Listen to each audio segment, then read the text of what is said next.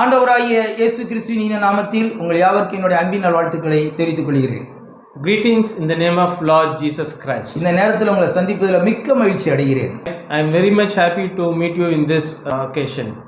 ஒரு உண்மையான சம்பவத்தை நான் இப்போ உங்களுக்காக சொல்ல போறேன். I like to share a real life story. ஒரு பையனும் அம்மாவும் வாழ்ந்து வந்தாங்க. A mother and a boy lived in a city. அந்த பையனுக்கு ஒரு நாள் பர்த்டே வந்துச்சு. The boy had birthday on a particular day. Birthday வந்தாலே எல்லாருக்கும் சந்தோஷம் தான். Kids used to be happy during the birthdays. ஆகையினால birthday கொண்டாடுவதற்காக So to celebrate the birthday, அவன் அவனுடைய நண்பர்கள்லாம் வீட்டுக்கு வர வைக்கிறான். he invited all his friends to his home. அவங்க அம்மாட்ட He asked his mother, நண்பர்களுக்குள்ள எல்லா உணவுகளையும் அம்மாவே தயார் பண்ண சொல்றான். to prepare all the food to his friends. உடனே அவங்க அம்மாவும் பையன் சொன்னதுக்கு எல்லா விதமான உணவு வகைகளை அவங்க தயார் பண்ணிட்டாங்க. His mother also joyfully accepted that and prepared all kinds of foods for him and his friends. எல்லா நண்பர்களும் தன்னுடைய நண்பருக்கு பர்த்டேவோட ரொம்ப சந்தோஷமா வீட்டுக்கு வந்துட்டாங்க. His friends also came to his home joyfully to attend the birthday party. அம்மா ப்ரிப்பேர் பண்ணத அத்தனை உணவு வகைகளையும் இவனே தன்னுடைய நண்பர்களுக்கு அவனே பரிமாற ஆரம்பிச்சிட்டான். The boy himself served all the food to his friends prepared by his mom. கடைசி வரைக்கும் தன்னுடைய தாயாரை இந்த ஃப்ரெண்ட்ஸுகளுக்கெல்லாம் இவன் வந்து காட்டவும் இல்லை, அறிமுகப்படுத்தவும் இல்லை. Till the last he didn't even introduce his mother to his friends. எல்லா விருந்து முடிஞ்சது, எல்லா நண்பர்களும் அவங்கவுங்க வீட்டுக்கு போயிட்டாங்க. The party was over and all his friends left to their home. இந்த தாய் தன்னுடைய பையன்கிட்ட இப்படி கேட்டாங்க. The mother asked his son, தம்பி, நீ சொன்ன அவ்வளோ காரியத்தையும் உனக்காக நான் செய்தேன். my son, I did all the things for you as you asked for this birthday party. ஆனால் நீ உன் நண்பர்கள்ட்ட என்னைய பற்றி எதுவுமே பேசவும் இல்லை, என்னைய உன் முன்னால் என்னைய கொண்டு வைக்கவே இல்லையே, என்ன காரணம் அப்படின்னு சொன்னேன். But you didn't talk a single word about me to your friends and didn't even introduce me to your friends. நான் தான் நல்லா பரிமாறுவானே, நீ ஏன் போய் பரிமாறின அப்படின்னு கேட்டாங்க. I can serve you to all you all, but why you served to them? இந்த பையன் உங்கள் அம்மாட்ட சொன்னா, உங்கள் கையில் ரொம்ப தழும்பாக இருக்குது, ஆகினால தான் நான் உங்களை அறிமுகப்படுத்துறதுக்கு நான் இஷ்டப்படலை அப்படின்னு சொல்லிட்டான். The boy told his mother that you have scars on your hands, that's why I didn't introduce you to my friends. உடனே அவங்க அம்மா அழ ஆரம்பிச்சிட்டாங்க. Suddenly his mother cried loudly. அம்மா, நீங்கள் ஏன் அழுகுறீங்க? The boy asked, Mummy, why are you crying? பல வருஷத்துக்கு முன்னால ஒரு சம்பவம் நம்ம வீட்டில் நடந்துச்சு. His mother told there was an incident that happened a few years ago. நீ கட்டில் படுத்து தூங்கிட்டு இருக்கும்போது நம்ம வீட்டில் ரொம்ப தீ பிடிச்சிருச்சு. When you are sleeping in the bed, there was suddenly a fire accident in our home. நான் வெளியில் வேலை செஞ்சிட்டு இருந்தேன். I was working outside the home. இந்த தீ பிடிச்சதை பார்த்த உடனே On seeing the fire in our home, என் பிள்ளையை காப்பாற்றுங்க, என் பிள்ளையை காப்பாற்றுங்க, என் பையனை காப்பாற்றுங்கன்னு சொல்லி நான் அழ ஆரம்பித்தேன். I started crying loudly to save you. அதிகமாக சத்தம் போட்டு கதற ஆரம்பித்தேன். I shouted loudly. ஆனால் யாருமே காப்பாற்ற வரல. But nobody responded. உடனே நான் என்ன செஞ்சேன் தெரியுமா? Suddenly, you know what I did? என் உயிர் போனாலும் பரவாயில்ல, I sacrificed even my life நீ பிழைச்சா போதும், என் மகன் பிழைச்சா போதும்னு சொல்லி to save you from that fire. நேராக வீட்டுக்குள்ளே வந்தேன். I came inside the home. கட்டில் படுத்து தூங்கிட்டு தான் நான் உன்னை அப்படியே தூக்கினேன். I took you from the bed. ஆனால் நான் வெளியில் வரும்போது என்ன நடந்துச்சு தெரியுமா? But while coming out from the home, வீட்டில் இருக்கிற ஒரு பெரிய இடத்துல தீ பிடிச்ச ஒன்று வந்து என் கையில் வந்து விழுந்துருச்சு. I was hit by a huge fire in my hand. ஆனால் என் கையில் பட்ட தீ அதிகமாக பட்டாலும் நான் கீழே போட்டிருந்தேன்னா உன்னையை நான் கீழே போட்டிருப்பேன். If I didn't tolerate that fire, I could have left you down.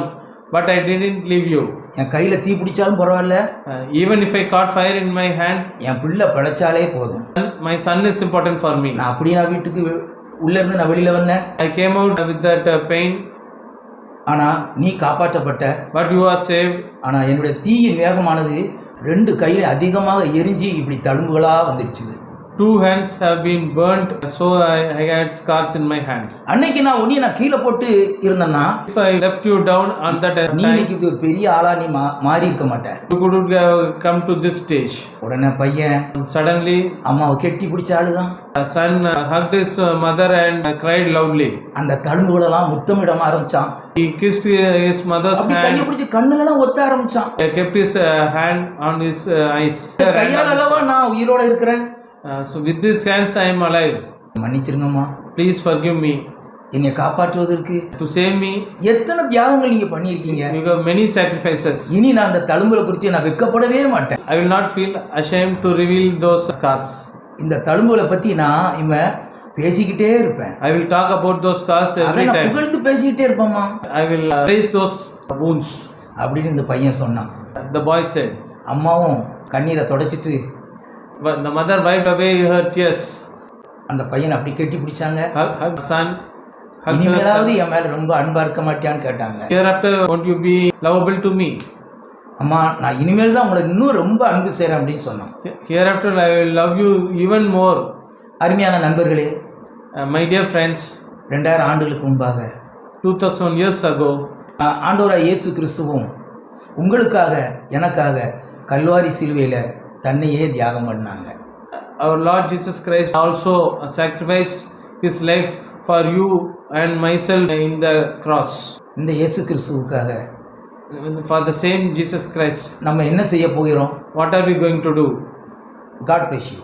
God bless you. Praise the Lord. பிரியமானவர்களே, அருமையான ஒரு உண்மை சம்பவத்தை நம்ம கேட்டோம். ரொம்ப நல்லா இருந்துச்சு. இப்போ ஒரு சின்னதாக ஒரு வசனத்தை நம்ம தியானிப்போம். ஏசாயா 53:3. அவர் அசட்டை பண்ணப்பட்டவரும் மனுஷரால் புறக்கணிக்கப்பட்டவரும் துக்கம் நிறைந்தவரும் பாடு அனுபவித்தவருமாய் இருந்தார். அவரை விட்டு நம்முடைய முகங்களை மறைத்து கொண்டோம். அவர் அசட்டை பண்ணப்பட்டிருந்தார், அவரை எண்ணாமற் போனோம். 2000 வருடங்களுக்கு முன்பாக ஆண்டவராகிய இயேசு கிறிஸ்து நமக்காக இந்த உலகத்துக்கு வந்து அசட்டை பண்ணப்பட்டவரா அலங்கோலமா நமக்காக மாறினாரு. அவர் அசட்டை பண்ணப்பட்டவரும் கிடையாது, அவர் அலங்கோலமானவரும் கிடையாது. அவர் ராஜாதி ராஜா, பூரண அழகானவர். ஆனா நமக்காக அவர் அடிக்கப்பட்டாரு, நொறுக்கப்பட்டாரு, தள்ளப்பட்டாரு. ஆண்டவருக்காக நம்ம என்ன பண்றோம்? தைரியமா ஆண்டவரை பத்தி நம்ம அறிக்கை இடுகிறோமா, இல்லை ஏசப்பாவை பத்தி பேசுறதுக்கு நம்ம கூச்சப்படுறோமா? நம்மில் அநேகர் நல்ல ப்ரொஃபஷனில் இருக்கிறவங்களா இருப்போம், அநேகர் நல்ல ஸ்தானத்தில் இருப்போம். ஆனால் ஏசப்பாவை பற்றி பேசுகிறதுக்கு நம்ம கூச்சப்படுவோம். நம்முடைய தேவனை நம்ம அறிவிக்கிறதுல நம்ம எந்த இடத்துலையும் கூச்சப்படவே கூடாது. எவ்வளோ பெரிய ப்ரொஃபஷனில் நம்ம இருந்தாலும் சரி, நம்ம எவ்வளோ பெரிய ஸ்தானத்தில் நம்ம இருந்தாலும் சரி, நம்முடைய தேவனை அறிக்கை பண்ணுகிறதுல நம்ம கொஞ்சம் கூட நம்ம கூச்சப்படவே கூடாது. ஏன் அப்படின்னா, தேவன் ராஜாதி ராஜாவாக இருந்தோம், அவர் பரலோகத்தில் இருந்தோம், நம்மளை அவர் பிள்ளைகள்னு சொல்கிறதுக்கு அவர் கூச்சப்படலை. அப்படிங்கும்போது நம்ம எப்படி அவரை நம்மளோட தகப்பன்னு சொல்கிறதுக்கு கூச்சப்படலாம்? அப்படி பண்ணவே கூடாது பிரியமானவர்களே. பைபிளில் ஒரு வசனத்தில் சொல்லப்பட்டிருக்குது, சிலர் குதிரைகளை குறித்தும் சிலர் ரதங்களை குறித்தும் மேன்மை பாராட்டுகிறார்கள், நாமோ நம்முடைய கர்த்தராகிய இயேசு கிறிஸ்துவை அறிந்திருக்கிறதை குறித்தே மேன்மை பாராட்டுவோம் என்கிறதாக அந்த வசனத்தில் சொல்லப்பட்டிருக்குது. ஆம் பிரியமானவர்களே, சிலர் குதிரைகளை குறித்து, ரதங்களை குறித்து, சொத்து சுகத்தை குறித்து, ஃபேமிலி பேக்ரவுண்டை குறித்து மேன்மை பாராட்டுகிறவர்கள் இந்த உலகத்தில் அநேகராக இருக்கிறாங்க. ஆனாலும் கூட நாம் எதை குறித்து மேன்மை பாராட்டணும்? நம்மளுடைய மேன்மை எதில் இருக்கணும் அப்படின்னா, என் தேவன் என்னுடைய பிதாவாக இருக்கிறார், என் தேவன் என் தகப்பனாக இருக்கிறார் என்று அவருடைய நாமத்தை நாம் அறிக்கை பண்ணுகிறதுல தான் நம்முடைய மேன்மை பாராட்டுதல் இருக்கணும். வேதாகமத்தில் இன்னொரு வசனம் இப்படியாக சொல்லப்பட்டிருக்குது, மனுஷர் முன்பாக என்னை அறிக்கை பண்ணுகிறவர்கள் யாரோ அவங்களை பரலோகத்தின் தேவனுக்கு முன்பாக நான் அறிக்கை பண்ணுவேன். மனுஷர்களுக்கு முன்பாக என்னை அறிக்கையிட வெட்கப்படுகிறவங்களை நானும் பரலோக தேவனுக்கு முன்பாக அறிக்கையிட வெட்கப்படுவேன் என்கிறதாக ஆண்டவராகிய இயேசு கிறிஸ்து சொல்லியிருக்கிறாங்க. ஆகையினால நாம் இந்த உலகத்தில் தைரியமாக ஏசப்பாவுடைய நாமத்தை அறிவித்தோம் அப்படின்னா, தைரியமாக தேவனை குறித்து நம்ம மேன்மை பாராட்டுகிறவர்களாக இருப்போம் அப்படின்னா, ஏசப்பாவும் கூட நம்மளை பரலோகத்தில் அறிக்கையிடுகிறதுல, நம்மளை பரலோகத்தில் கனம் பண்ணுறதுல அவரும் சந்தோஷப்படுவார். நாம் இங்கே வெட்கப்பட்டோம் அப்படின்னா ஆண்டவரும் வெட்கப்படுவார்.